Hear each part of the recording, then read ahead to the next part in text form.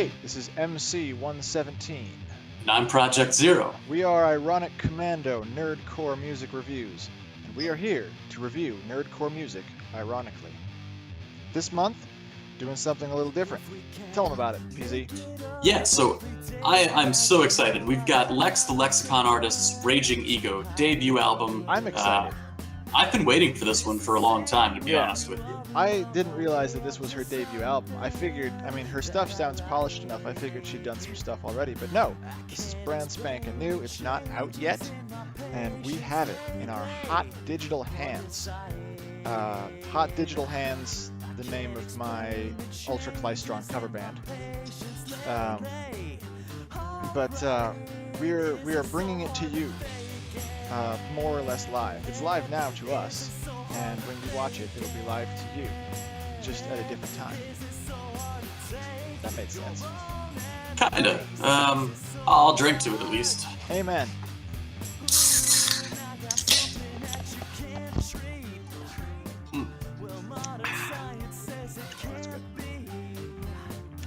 What you sipping on there, brother?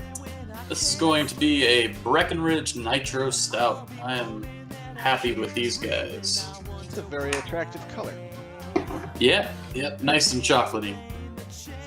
Right on. Let's tell you about the album. This is coming out June 6th, is the official street date for the album. It's called Raging Ego, as PZ said. It's going to be $10 for the digital album. That's 9 songs, plus 2 remixes of other songs on the album. And there's kind of a murderer's row of producers attached to this thing, which we'll kind of get into later. But yeah, again, Lex the Lexicon Artist really kind of made a splash on the scene about a year and a half ago. She jumped into the vocalist-producer competition with Oh My as Lexicon, and I thought they killed. I thought that absolutely was, just a team leaving destruction in their wake. And we reviewed a bunch of their tracks at the time as they were coming out. I was really happy with a lot of the quality. Lex's vocals in particular were a shining point. Yeah. So let's jump right into it. Talk about our first song, which is Peep Game. With production on this one by Mozart Van Robot, who appears again on one of the remixes towards the end. Yeah, I've heard the name floating around. I couldn't pinpoint his style. I love the production of this track. Yeah, I'm absolutely inclined to agree. If we drop this and you haven't heard this one yet, it's got a very heavy punk and electronic vibe to it. Reminds me almost of some very Beastie Boys style production. Yeah, definitely. And there's a bit of a good sample aesthetic to it that I really loved. It gives it this very dirty, kind of grimy punk rock kind of sound. Yeah, it's got this driving energy. Let me tell you, anybody could drop bars on this and it would sound absolutely fire. That's how good this track is to me, in terms of the instrumental. Yeah. The balance is great. The feel is perfect. I could just listen to this. I have been listening to this over and over. This is, and I also want to say, I think a very strong album opener. I think the most important song in your album is the opener. Because if it's weak, what's the chance someone's actually going to listen to any more of it? Sure. This is your chance to grab people's attention, and this is an attention-grabbing song. In terms of subject matter, it's pretty standard nerdcore, braggadocious / maybe some self-deprecating / I'm the best. Peeping Game is not necessarily an original concept, but I like how it reminded me of Vincent E.L., our favorite Swede, kind of diving into a word and exploring it from every possible angle, like in The Matrix when they just kind of zoom around something in slow motion. Yeah. That's what they were doing, and I love it. I thought it was great. I wrote high energy, great production, clever lyricism. My game is different in a field full of sheep. Step up to the stage and give it a little bo peep. That's just so good. You know, the thing that I like most about Lex's writing is the playfulness. Mm-hmm. She's got a really clever sense of humor, and it works well with her voice. she's someone who enunciates very cleanly. She does not have mush mouth, and No. I think it's great. It's a very iconic sound. She has a really original voice, and I think this track is a strong point for her. Absolute highlight of the album. Yeah, I mean, there were a good number of highlights on this one for me. I don't want to make it sound like we're just gushing incessantly about this. I did have a few flaws that I'd picked up in my listens on this one. From a production standpoint, this one actually did kind of get onto the formulaic side for me with, a very set in stone kind of verse chorus structure. And like you said, this track screams album opener. Yeah. Like, this would be great at a party. It would be great live on stage. It's great in the car. It's great at the gym. This is a song for all seasons. Yeah. It's not plowing new ground in terms of content, subject matter, or arrangement, or anything like that. It's just, here's, I'm kind of, what should I say? It's like we were setting very reasonable goals, and then we're going to destroy them. Yeah. Now, another piece that I wanted to draw some attention to was some of the vocal production work towards mostly the end of the song. There's a bit of a glitched outro, a lot of work on filters with the vocals in this one, and I'm a huge proponent of all things glitch for the most part, but I do have to throw a word of caution that it's very difficult to execute kind of glitch breakdowns in this day and age without coming across as cheesy or overwrought. And I felt like it almost kind of came across as a bit of a cop-out to end the track on that kind of chopped up, filtered out piece that it was.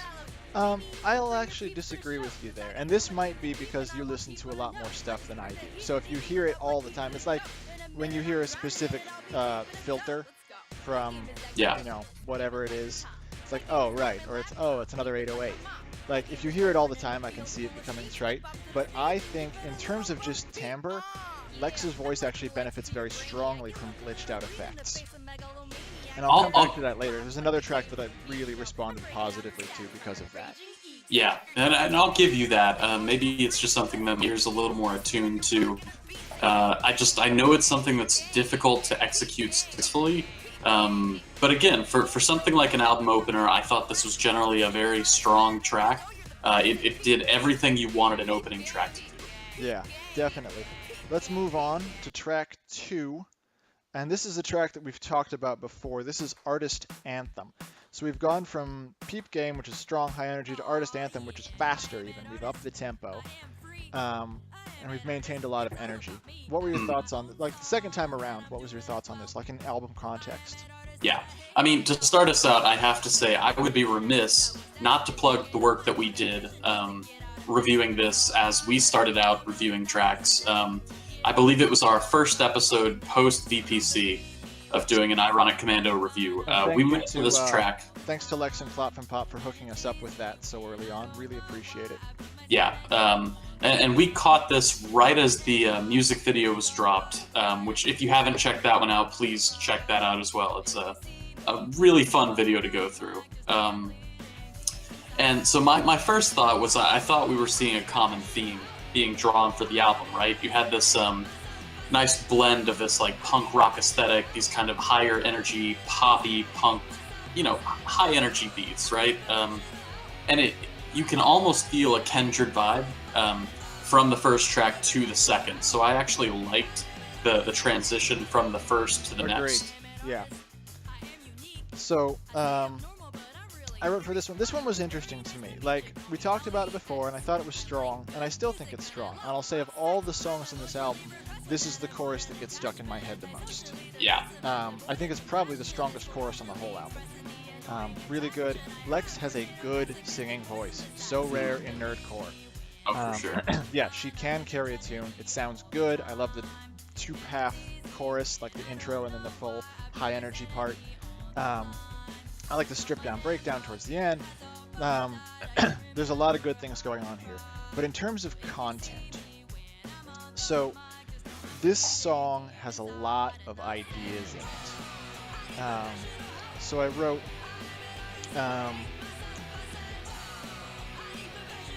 different directions it's going in. I feel fine. I feel totally not fine. I am an archetype of mental instability channeled into creative expression. Maybe I should quit. I am genuinely not okay. But hey, high energy jams. So it's like, I was left, when I really listened to it, wondering, is this person being serious about really feeling this way? In which case, I can't feel good about the song. Or are they not being serious? In which case, I can't really believe them. So, to me, it has a sincerity problem. It's weird that you mention that, because I had very similar feelings about an album that came out a couple of years ago, which was Schaefer the Dark Lord's Sick Passenger. Sure. And I wrote actually a very lengthy diatribe. I actually got in touch with Schaefer directly. It was like an "Are you okay?" kind of moment, which looking back feels a little bit more silly than it was. And there was a concept raised, which was art as therapy, which is that the problem itself is real, but expressed artistically, it can be exaggerated, maybe to a slightly higher degree than you have the issue. It's fine. You're getting it out. Yeah. It's like it's therapy that you give yourself, sure, but I feel like there's almost a certain trendiness to this candy-coated nihilism, where it's like we're all dying inside. Ha ha ha. Like I've heard it from a lot of directions, and I have a hard time feeling good about it. Yeah. And so it's a catchy song, and it's done really well. But the more I listen to it, the less I feel like I could really get into it.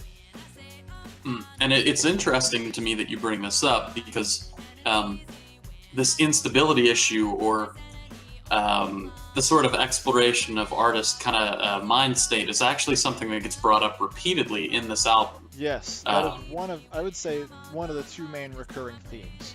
Yeah.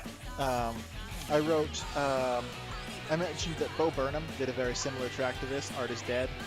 Yeah, he did a whole special to this one, and I do remember Art is Dead as well, but his most recent special, Make Happy, pretty much goes very deep into that. The last, I think, 15 minutes of that special pretty much all dwell on this topic. Yeah, so one of Lex's strengths is evocative wordplay and phrasing. There was a phrase that she wrote that I wish that I had written called feeling like $1 million in debt. Yeah. Like, oh, that's gold. That's so good. So, I felt a little stuck between having a hard time feeling good about a fun song, or, do I not really put full stock in all these other confessional songs that you have further on? It's like, if I don't believe you, then I don't know. Like, we've talked about this before. Like, I want to get into the same headspace as the artist that I'm listening to. I want you to share something with me. Even if it's make-believe, I want you to share something with me. But if you say, this is real, and then I start feeling like maybe it's not, you've lost my suspension of disbelief. They say in film and TV writing, they say the worst thing anyone can ever say is, I don't care what happens to these people. Yeah. It's the kiss of death. So it's like, I want to care what's happening to you. But this song is like, do you want me to care? It felt standoffish. Yeah, it's weird because this album goes through a few modes, if you will. And we're about to hit one with song number 3. And let's kind of jump towards that direction now. Sure. Because this is like one of the biggest stylistic switches of the whole album, is between song 2 and 3. Yeah, and I think it's going to continue the point that we were just having, which this album goes from artist therapy, right, kind of mode, into very niche, very hyper-specifically focused pieces that feel like, I'm going to say this in a very fluff way, are almost about nothing, in that they're so hyper-specific that they're... Presidents of the United States of America, right? We're going to write a song about a peach. Sure. That was their thing. It's like, we're gonna write a song that's about something just hyper-specific, and if you're into that thing, then great. Yeah. Yeah, there are a few of those, and we can talk more about it. But yeah, the low-key beat, I didn't hate it. It wasn't interesting. Yeah. it was just sort of background noise. Yep. But like we went from this really high energy into this really low key, like almost monotone delivery. Your chorus is like, I'm a sales freak, but you're saying it like you're super bored. Yeah. I felt like that was a missed opportunity. You hit it 8 times in the chorus every time. And it's like, you couldn't change your emotion on that, like change up the way that you say it or give some energy into it, or like you're not convincing me that you're a freak of any kind. Yeah. And the other thing that I'll say is that 4 of the first 6 tracks on this album reference being a freak. I felt like that was the other major theme of the album. Yeah, I could see that one. That's a very fair statement to make, which is interesting. I can almost relate. I as an aside, wrote a work email where I used the phrase "please let me know" about 6 times in about 3 sentences. So I feel like it's one of those kind of slips. You know what I mean? Where you're just on a track, you know? Yeah, I don't know. You know, I feel like it's possible to kind of go back and listen. I don't know. I don't know if it was intentional, then that's fine, I guess. And if it was unintentional, then I guess that's also fine. To me, it struck specifically using that word, which is a pretty distinctive word, so Sure. regularly. It just stuck out to me. Yeah. No, I can see it. I also wrote this track, so we're 3 tracks in, and Lex rhymes wife with life, which is on my Yeah. list of deadly rhyme sins. Sure. We could talk about knives while we're at it. I feel like it would fit right in. I think that would cause too much strife. Yeah. That was unfortunate. But I mean, there was good stuff in there. Like in the 3rd verse, I was starting to think like, why does this song even need a 3rd verse? But there's like this little callback section where she's like, "What's that? Why is that?" And it added a lot to me. It was such a simple choice, but I thought it was really good. Yeah. There was what is it, VPC3, where one of the challenges was teach someone how to do something. Yep. And that's what she does in this. This could have been submitted for that, where it's like, I'm going to break down all the rules of sales. I thought that was a good choice too. I loved that. I actually had a write-up about it in my piece where I was just like, I loved the actual educational or the kind of how-to component in there. And it's something that we come back to. I'll shout out a track later in the album. It's Psych Major. Yeah. Feels almost very kindred to this track here I would as well. say yes, they're definitely cut from the same cloth. Mm. Ultimately, like, it was just such a huge drop in energy. It's like I support taking it down a notch on track 3. I've seen High Fidelity. Sure. But this one just felt really flat to me. Yeah. You know, the chorus didn't do it. It was just really repetitive in that sense. So there was good stuff going on. There was a lot of good elements to it. But ultimately, it just wasn't my favorite. Yeah, so I have a few thoughts on this. And so I was thinking, right, like I was right there with you on, oh, what a big switch. We've gone to such a lower energy track. And then I started thinking, right, like usually when I'm thinking about a low energy track, the question is, well, how is it going to go over at a live show? And think about how insane this track would actually be in a live show. You could pedal merch to this song like nobody's business. That would be awesome, actually. It's a song called Sales Freak. Yeah, you're just grabbing your shirts and holding them up and CDs and... I mean, so the live potential of this track actually completely makes up for... That's an excellent point. Yeah. No, I do.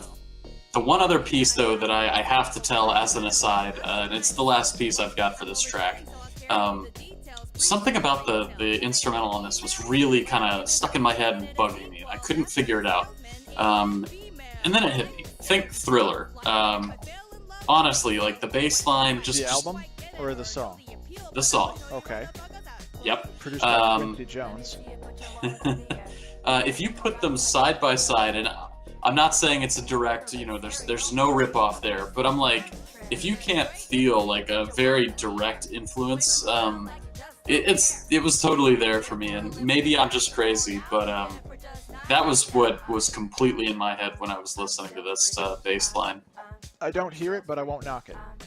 All right, I'll take crazy. I I don't mind it. Let's talk about a song that is also a little crazy. This is track 4, Luther. Yeah. And so now we start hitting this problem, right? It's this is the second track in a row that I think does it for me, where Lex dives into something that's extremely niche. This is really just a horrorcore perspective track of Lex Luthor. I like your use of that word too. That's absolutely the right word for it, is horrorcore. Yeah. So here's the thing about this track, and I get it. It's like, your name is Lex, so doing a track about Lex Luthor. You know, Yeah. I don't have a problem with that conceptually. You know, you can do a track about anything you want, but it makes sense to do that. My issue with the track is that Lex Luthor is a pretty established character. And to me, that character does not fit with this instrumental and delivery. This is a successful, intellectual business magnate who's secretly a supervillain trying to control the world and defeat Superman. Like, I just don't hear him screaming the chorus of this. I didn't have that issue nearly to the same degree, and I will admit fully up front that I'm more on the Marvel side than I am the DC, for sure. But I didn't have any issues seeing the perspective side of it. I had plenty of other issues with this track. I don't know. To me, it made Lex Luthor sound like a WWE heel cutting a promo, you know. And to me, it's not his character at all. You know, I could see somebody like Doomsday doing a track like this. But you know, like what makes Lex Luthor compelling is that he's so restrained. Yeah, but so I mean, the weird thing about comics, especially ones that have run as long as Superman, I mean, you're hitting characters that have been interpreted and reinterpreted to the point where I think their characters are pretty flexible. So that's one piece, and then the other piece is, I mean, from a musical standpoint, even if Lex is restrained, he's still a super villain. So musically, this could still be in fitting with the character itself, just depending on how you want to portray it. Yeah, ultimately this felt kind of like Modest Mouse to me, where it was like, it seemed like a song built around one phrase. Sure. Like, I came up with the chorus, and I thought that was really great, so I wrote a song around it. This felt like a song built around a pun to me, Lex to Lex, and I honestly just... If there was probably one song I could wipe from the album, this one might be it. Yeah, I think I might be with you on that. Like, the instrumental didn't really do it for me. I liked kind of the grungy effects on Lex's voice. I mentioned again, she sounds really good when she's doing speed rapping. Her enunciation is so clean that the speed rapping just sounds good. But yeah, just in terms of villain manifesto tracks, like, I think it'll have fans. There's definitely an audience for horrorcore, and there's definitely an audience for like villain manifesto tracks. But it's just, I don't know, it didn't work for me. Like, it didn't represent what I felt about the character, and musically, it felt kind of shoehorned in almost. Yeah, it feels like a track born for about 90% of the Nerdcore shows that I've been to, though. So there we go. But yeah, I mean, let's move on to the next track, which is the L Word.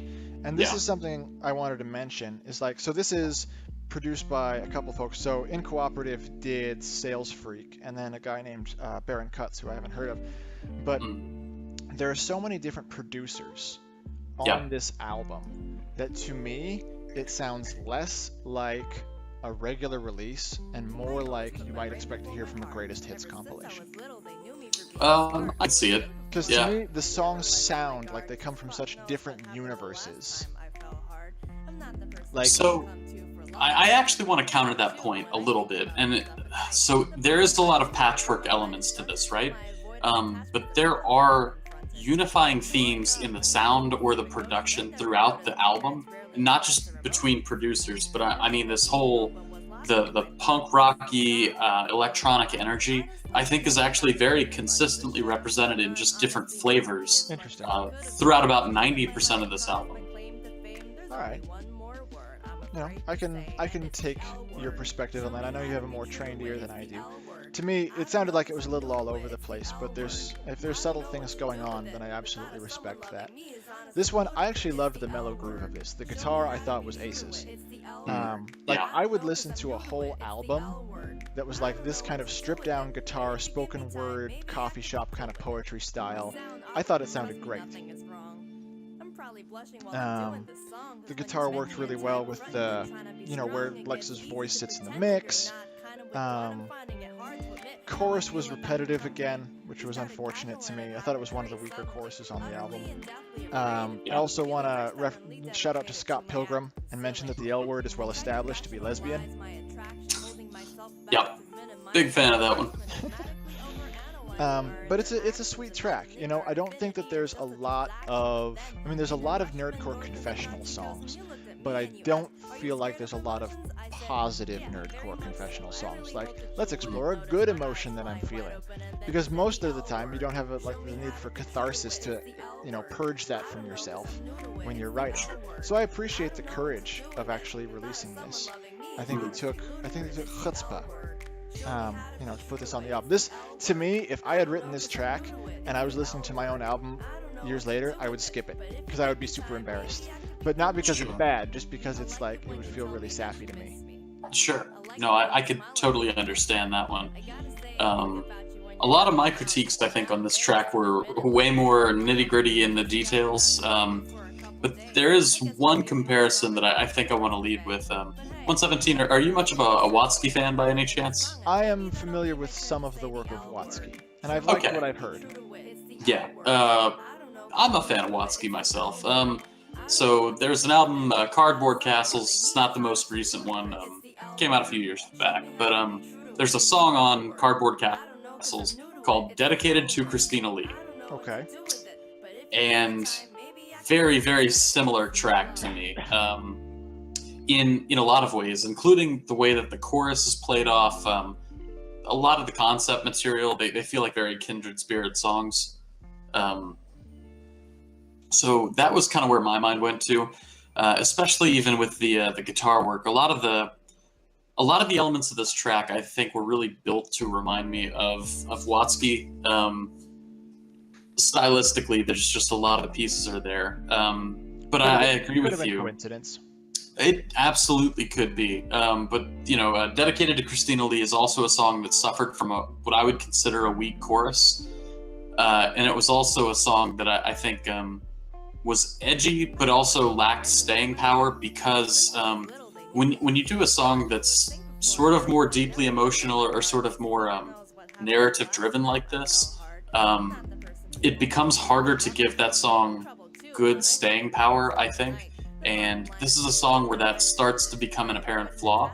The song itself is also fairly repetitive. As beautiful as that guitar work actually is, it is very repeated throughout that song, to the point where my ear actually got sick of it by about 3/4 of the way through it. I just didn't want to hear that guitar anymore. And the chorus was kind of the same way. I just... by the end of it, I felt like the song had almost overstayed its welcome, but I understood the start, and then it just felt like it fell a little short by the time we're done with the track. Honestly, the weakest part of the track to me was the end, where she's like, "It's love." But yes, we were able to infer that. Like, I think it would have been much funnier if she'd claimed it was something else right at the end. I would have laughed super hard. It's lesbians. Yep, that's what I was thinking about this whole time. Like, that to me, like sticking your thumb in its eye. I don't know. It just came off as a little cheesy.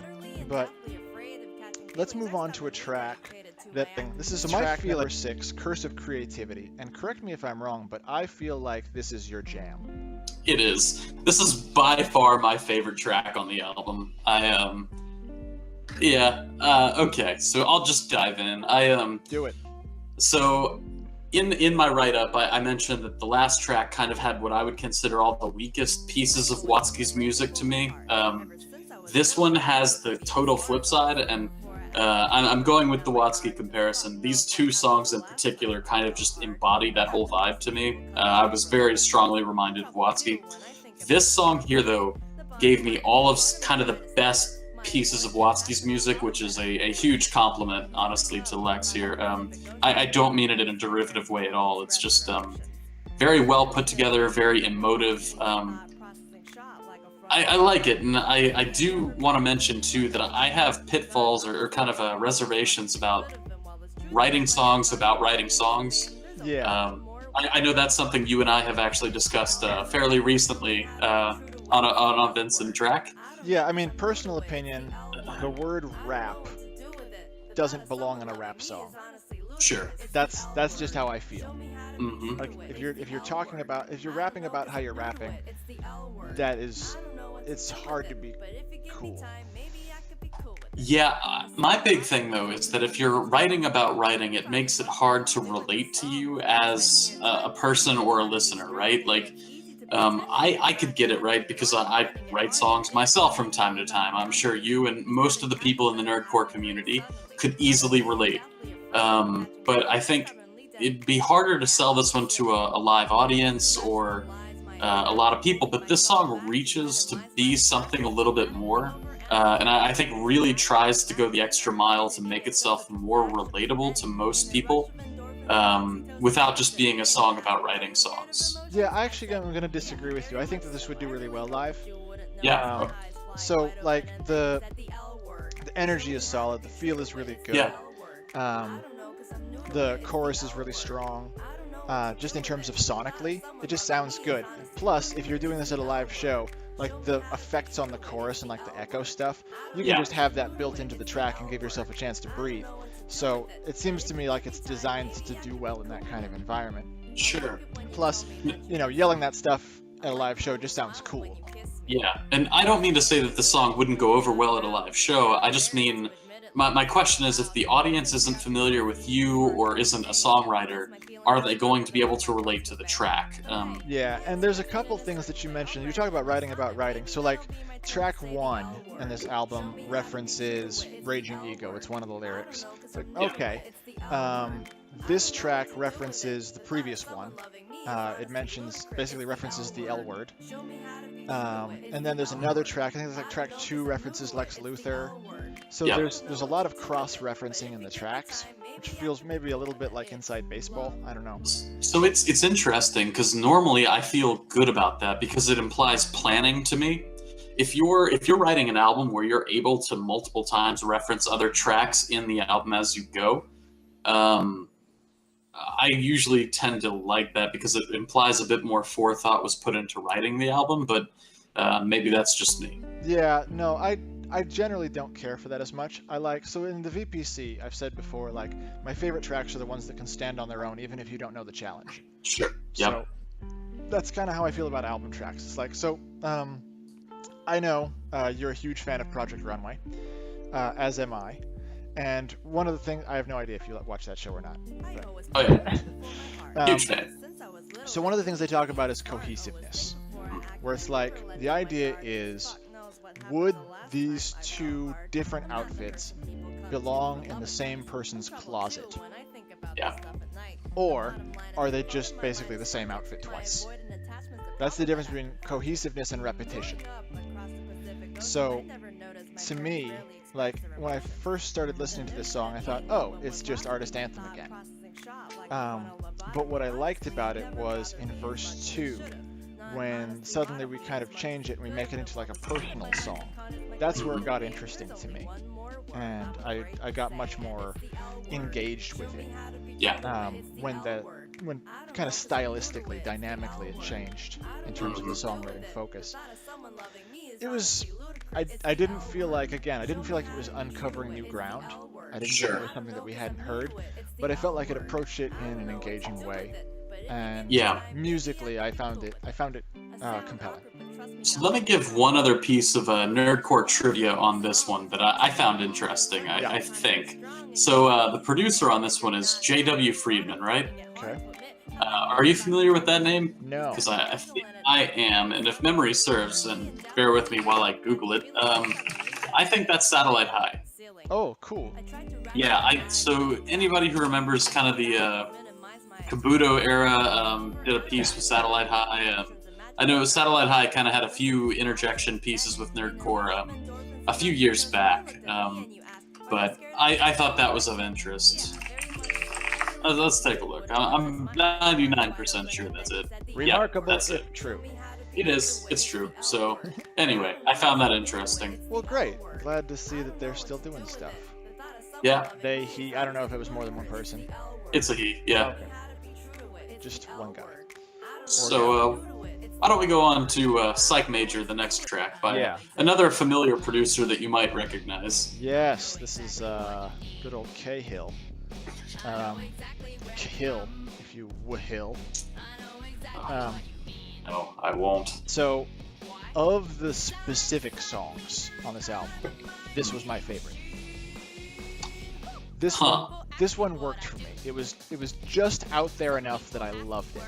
Mm-hmm. And I understand if other people don't. I'll tell you what it reminded me of was the Flying Lizards covering Money by the Beatles. It had something about that art punk feel. Sure. That I don't know. I responded to it. So it's like, yes, I get that it's niche, but I really liked the punk aesthetic of it. Yeah. I liked that it was just sort of weird. I thought the chorus was great. I thought the writing was funny. Yeah, this was a standout track to me. Yeah, and I want to at least say that 6, Curse of Creativity, the last track, and this one here, Psych Major, are my 2 favorite instrumentals on the whole album. So this little block here, I think, really encapsulates what a lot of the instrumentation or the energy is really supposed to be building towards. So I was a huge fan in the construction of these tracks. Yeah, I mean, one of the things that was missing for me in large part from this album, when I look back on the body of work that Lex did with Oh My, those songs were fun. They were just fun songs. They made you smile. And this song is a song that makes me smile. It's to me, it's probably the most similar to the work that she did for the VPC. Where it's like, oh yeah, there's that sense of humor, there's that wit, you know, sure, that kind of playfulness, and that's what I respond to. I think she does it really well. It's like, I can envision Psych Majors all over adopting this as their personal jam. You know? Sure. Yeah. And there's a lot of them, bless them, working at Starbucks. But in songwriting, silence is a tool in your kit. There's a lot of people who feel like they always have to fill space with words, and you don't. There's a lot of empty space in this track, and it works. Yeah. It kind of, you know, makes you shiver with anticipation.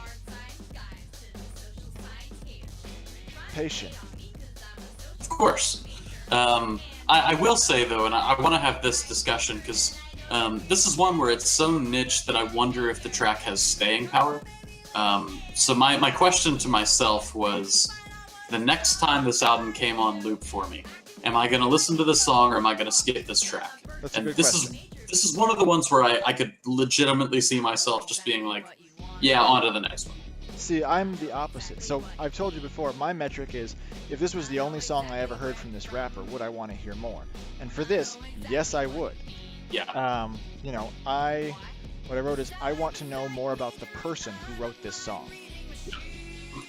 It makes me interested. Would you like to know more? But moving right along, let's talk about track 8, Mistakes. It's Cope by Zealous One off of The Living Epitaph. That's an old one. It's got that reverse strings and rain. It's always going to be burned into my head, man. Okay, it's not one that I'm familiar with, so I'll take your word for it. Okay. If you're in the game of comparisons, do Sales Freak, do Thriller with that one, do The L Word with Dedicated to Christina Lee by Watsky, and then do this one, Mistakes here. Compare it to Cope by Zealous One off of The Living Epitaph. I have fun with those. So, one of the things about this album is that there's a lot of emotional dumping. And to me, it's emotionally taxing. It's like, you can be friends with someone and you can be a shoulder for them to lean on, but at a certain point you have to step back and get your own head together. You know, Mm. instead, like if you've been in a situation where someone just keeps pouring more and pouring more and pouring more on you, like it's just exhausting. And I feel like that's a little bit what this album does. It just pours a lot on you. Just kind of psyche dumping. Sure. So at this point, like this is track 8, and I would say at least half of the tracks in the album up to this point have been sort of in that vein, that confessional style. Like that's a lot. There is a good balance, though. I want to draw attention to that. So you'll have a heavy track, and then I feel like in almost every case, the next track is something lighter. Sure. And it does a good job of kind of switching that up and keeping things rolling. But it's a lot of live journal confessional. You know what I'm saying? Yeah. So this one, I will say, this one has one of my favorite pieces of writing on the album, which is the vignette at the beginning where she gets beat at a game of Go by some kid and flips out. Like that was so evocative to me. Like it's a story that absolutely lasers you in on a certain frame of mind. Yeah. It's like I freaked out and I, did this stuff, and then I just quit violin too. It's like, oh man, I know exactly what that feels like. Yeah. So that to me was great. It's great writing. It's so hyper specifically personal that I feel like it has to draw you in. Yeah. Like this is something when you listen to it, it's like, okay, that happened. Yeah. It's not just it's so specific that was what was engaging to me. I thought it was the best part of the whole song. I will say, "Cold with Fear" has a D in it, which was a consonant that I felt like Lex struggled with in the chorus of this song. I didn't pick that one up, but I could. Yeah, I had to look up the lyrics to see what she was saying because I kept hearing "I'm cold with fear." What does that mean? So it was, to me, it was one of the only parts of the whole album where enunciation kind of hindered my enjoyment of a track.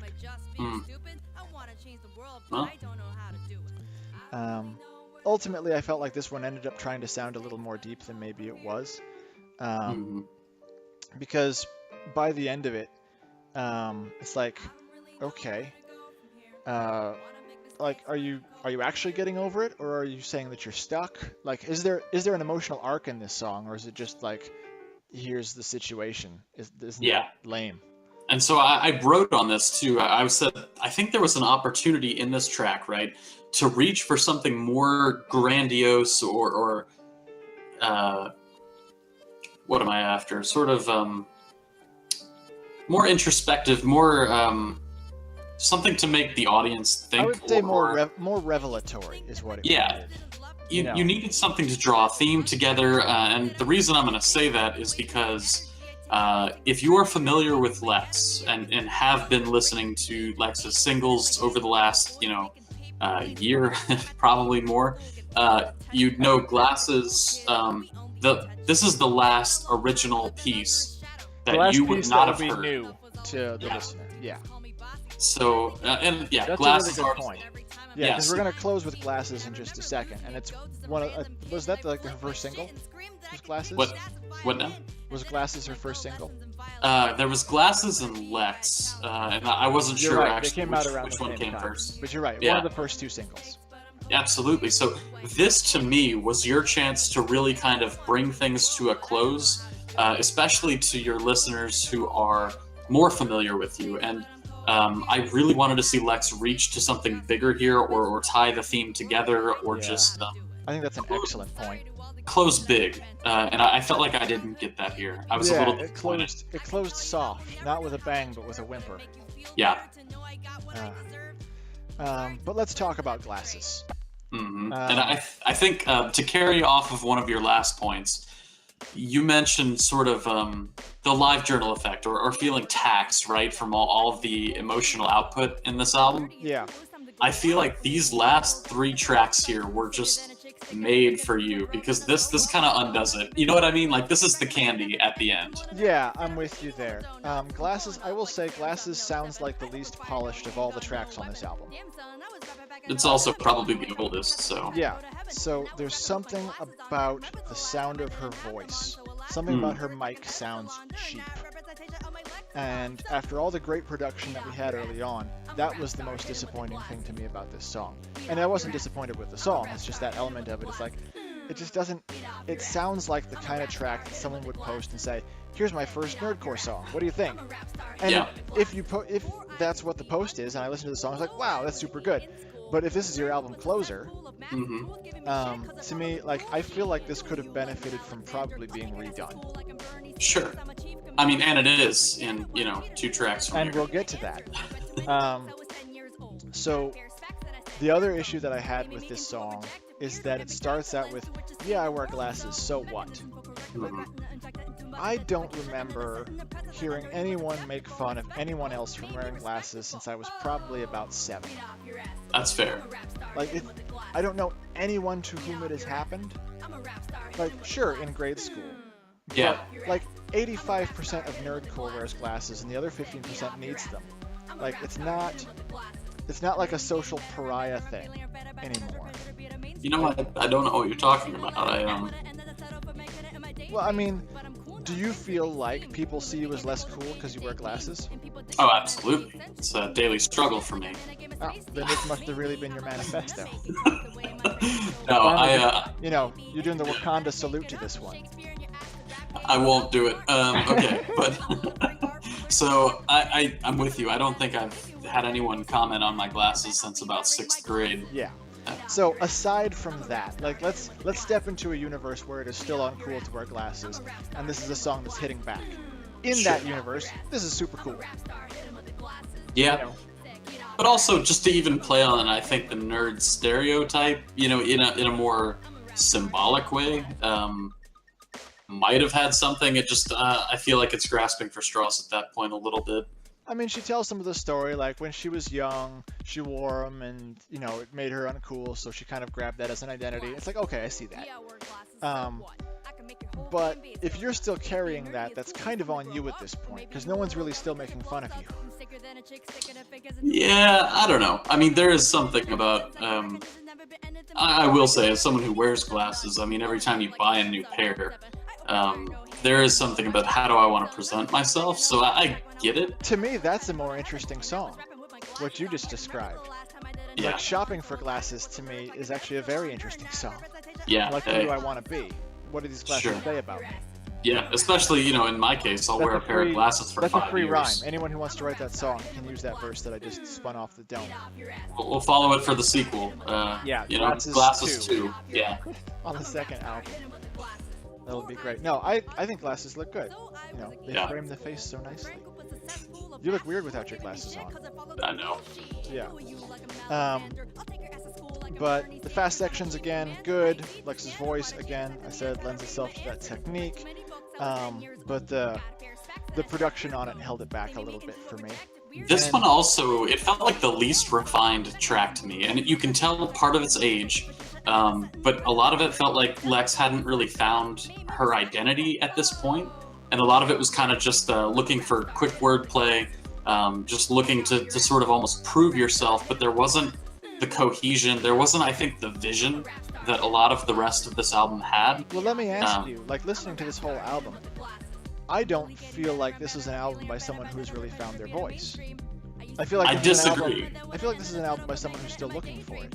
And I think it's someone who's incredibly talented. Yeah. Who's good at writing, who's good at rapping, who understands how to marry that with good production. Sure. Who's extremely intelligent. But I think that, it was just so frenetic to me. It was just all over the map. So I think there was a cohesive theme here. There was a specific vibe that was going after.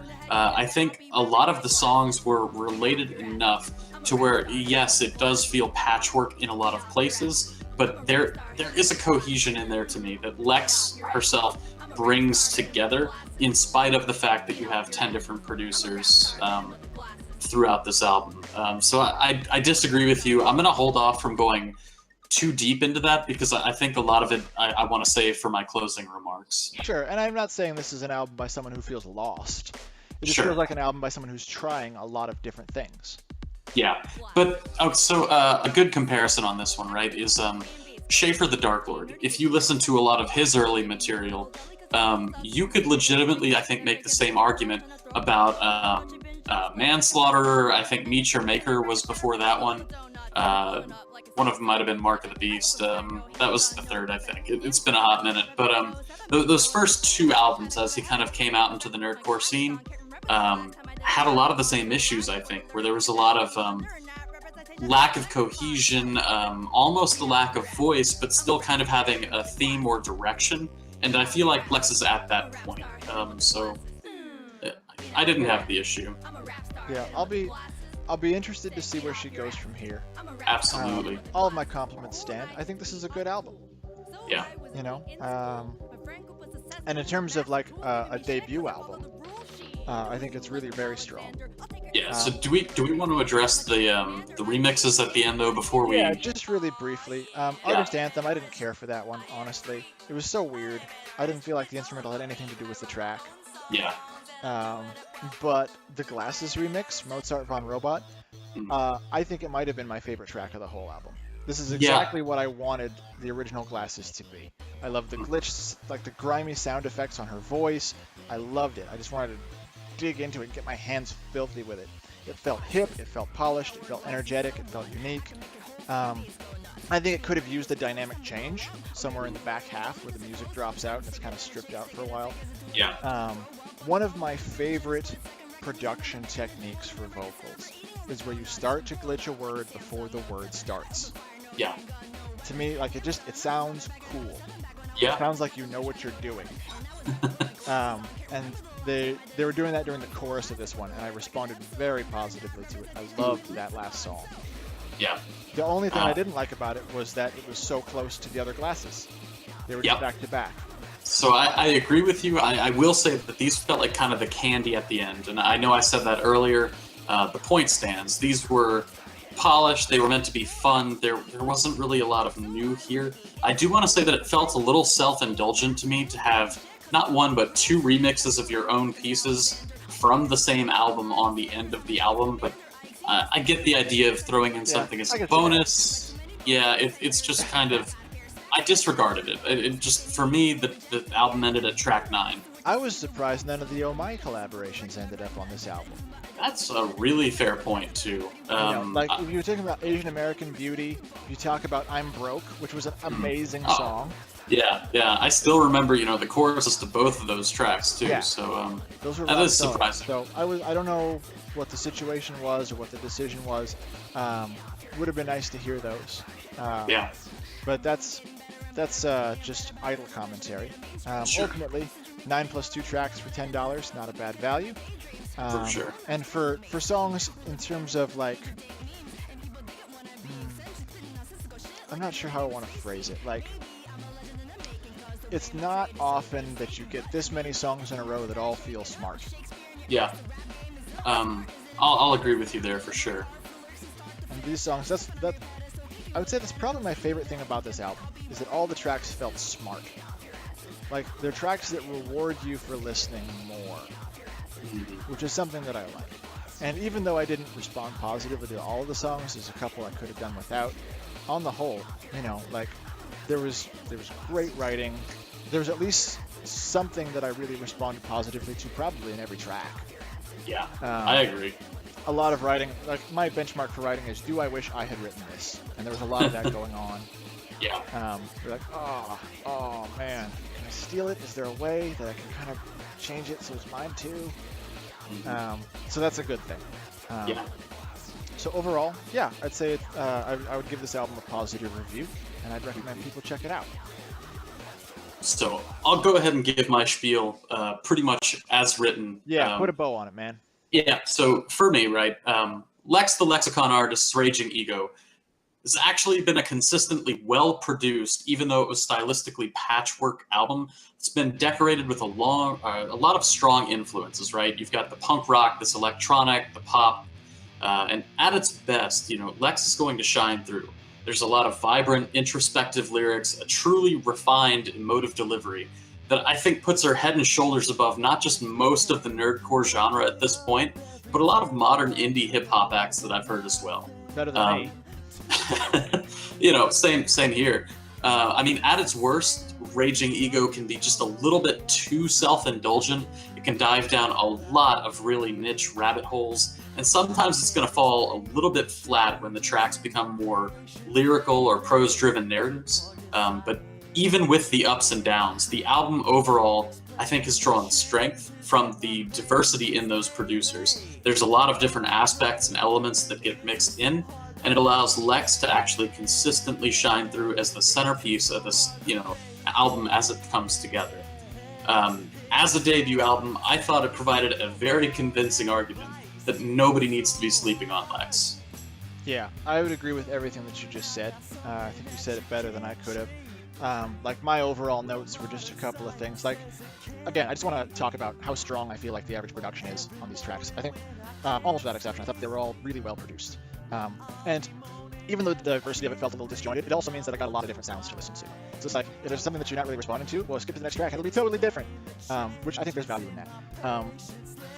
Lex, one of the ways in which I feel like she can level up, since we're nerdcore and that's what we say, I feel like she can use big words in place of good rhymes.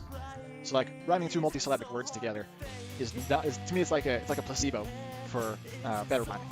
And I felt like that was kind of going on in a lot of places here, where another edit might have found a more deft way to express something than by pulling out a 50-cent word. So that's just an observation. But that being said, the album was clever, it was fun, it was interesting, it was challenging. What more can you ask for?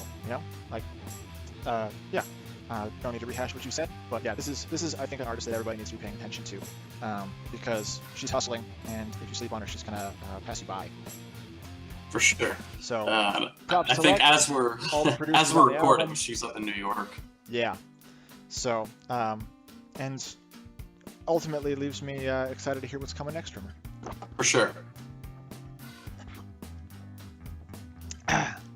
Anything else to say to the people? No, I pretty much just thanks for listening. Yeah. I know it's been a lot of fun to go through these. I hope you guys have enjoyed listening to our long self-indulgent rants. So. Yeah, and let us know if you want us to do more of these deep dives, if you're enjoying that, if you want us to break stuff down more, or if you have some other stuff that you're interested in hearing us review. Man, we are here hopefully to be a service to the community. That's what the goal of this little project is, besides, just stroking our own egos, raging egos. I missed an opportunity there, and I feel bad about it. So on that note, I'm going to sign off. Thank you very much, ProjektZero. Yep, thank you. Oh yes, I'm so fake.